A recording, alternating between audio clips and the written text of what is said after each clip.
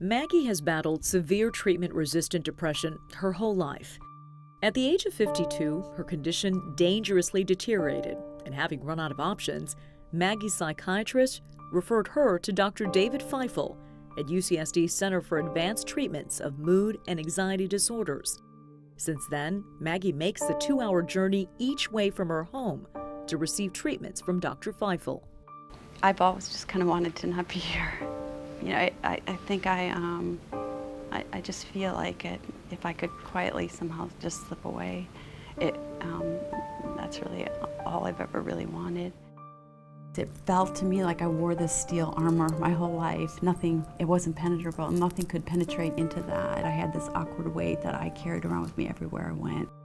For most of my life, I was able to keep that under wraps. You know, I kept my depression very separate from my normal life, and I was the life of the party. I think I put on this really good air of good, and I was silly and crazy, and just, nobody really knew.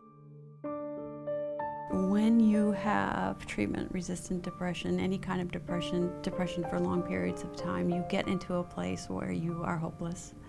Nothing will work. You feel really insignificant to a point where life and living it is really difficult. Depression steals from you everything that makes you a good person. It takes away from you. It robs you of your self-worth and your significance, and it leaves you dark and lonely, and it makes you, if you feel abandoned. I went into the hospital the first time when my daughter, I think, was 18 months old. I've been inpatient 3 times.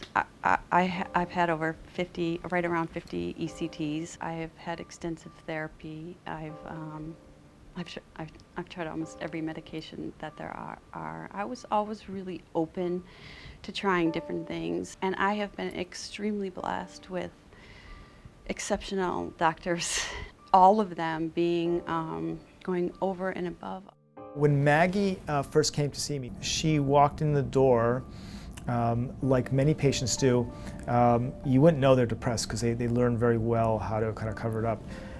But within minutes, I was really taken back, and it takes a lot to really to jolt me because I've seen it all. But within minutes, she was so despondent, crying. A really existential cry about how exhausted she was of living. She had been through ECT and was about to go to another course of ECT because there was really nothing left, and the ECT had done some help, at least in the past, but it was limited until she heard about our treatments. Literally, I had the sensation of this steel armor that I've worn my entire life was chunks of it were falling off. I was free of it. It was gone. I woke up to not taking an antidepressant for the first time, and I can't remember when. Almost 2 years now, I think it's been that we've been treating her, and she says that if nothing else happens, these are 2 years of great life that I wouldn't have had. It was life-changing. I felt like I was blind, and now I see all of life in a different way. Dr. David Feifel has performed life-saving procedures on me, and I am forever grateful for that. I travel 1.5 hours, 2 hours to see him, and I do that because I trust him, and I really respect him. And his dedication and his hard work shows in every way. What I wanted my whole life was a peace of mind. I thought that would only come if I died. And how interesting I found peace here on earth.